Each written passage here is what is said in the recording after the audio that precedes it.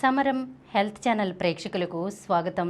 మనం డాక్టర్ సమరం గారు రచించినటువంటి వ్యాధులు పథ్యాలు అనే పుస్తకంలో నుండి కిందటి ఎపిసోడ్లో నడక వల్ల నిజంగానే గుండెకు లాభం ఉంటుందా అనే విషయం గురించి తెలుసుకున్నాం కదా. ఈరోజు ఎపిసోడ్లో ఒంటికి కొవ్వు ఏ రకంగా హానికరం ఈ విషయం గురించి తెలుసుకుందాం. కొవ్వు పదార్థాలు ఆరోగ్యానికి అవసరమే, అయితే వాటి అవసరం కొంతమేరకే. మనం తీసుకునే ఆహారంలో కొవ్వు పదార్థాలు, మాంసకృతులు, పిండి పదార్థం, విటమిన్లు, ఖనిజ లవణాలు ఉంటాయి. వీటిలో వేటి ప్రయోజనం వాటిదే. ఇవన్నీ సమతుల పాళ్లలో ఆరోగ్యాన్ని కాపాడతాయి. ఎక్కువ తక్కువలైతే అనారోగ్య లక్షణాలు ఏర్పడతాయి. ఆరోగ్యం విషయంలో కొవ్వు పదార్థాలని పరిశీలిస్తే కొవ్వుకు సంబంధించి కొలెస్ట్రాల్ మన శరీరానికి సంబంధించిన అన్ని కణాలలోనూ, మెదడు, లివర్, మూత్రపిండాలలోనూ ఉంటుంది. ఈ రకంగా కొలెస్ట్రాల్ ఆరోగ్యానికి అత్యవసరం. అయితే రక్తంలో దీని శాతం 150 నుంచి 225 మిల్లీగ్రాములే ఉండాలి, కానీ అంతకు మించి ఉండకూడదు. ఆహారంలో మనం తీసుకునే మెదడు, లివర్, మూత్రపిండాలు, కోడిగుడ్డులోని పచ్చసొన, పీతలు, పంది మాంసం, మేగడ, వెన్న, నెయ్యిలలో కొలెస్ట్రాల్ ఎక్కువ ఉంటుంది. చేపలు, ఆకుకూరలు, కాయగూరల్లో కొలెస్ట్రాల్ తక్కువ ఉంటుంది.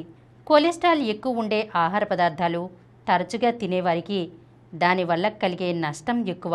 వీటిని భుజించిన తర్వాత జీర్ణకోశం ప్రేగుల నుండి రక్తంలోకి, లింఫ్ నాళాల్లోకి చేరుతుంది. అక్కడి నుంచి లివర్కి చేరుతుంది.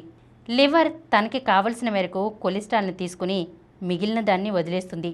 అలా మిగిలిపోయిన కొలెస్ట్రాల్ చర్మం క్రిందికి, పొట్టకి, ఒంటికి చేరుతుంది. అయితే ఇంకొంత కొలెస్ట్రాల్ రక్తనాళాల లోపల గోడలకి ప్లాస్టింగ్ చేసినట్లు చేరిపోతుంది.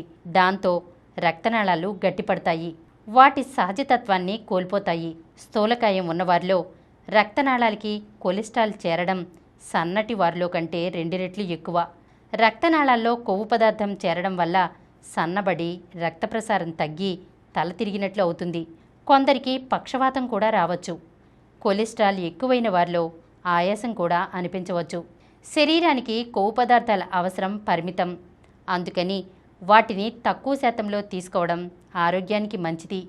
ఆకుకూరలని, కాయగూరలని, పళ్ళని ఎక్కువ భుజించడం, ఒళ్ళు వంచి పనిచేయడం కొలెస్ట్రాల్ విరుగుడికి మార్గాలు.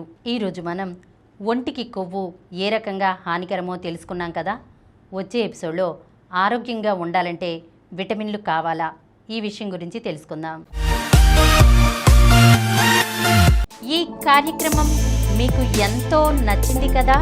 ఇటువంటి మరిన్ని వీడియోల కోసం అనతి కాలంలోనే 20 కోట్లకు పైగా వ్యూస్ సాధించిన సమరం ఛానల్ సమర్పించు సమరం హెల్త్ ఛానల్కు సబ్స్క్రైబ్ చేయండి, లైక్ చేయండి, మీ ఫ్రెండ్స్కి షేర్ చేయండి. అలాగే ప్రక్కనున్న గంట సింబల్ని ప్రెస్ చేయడం మర్చిపోకండి.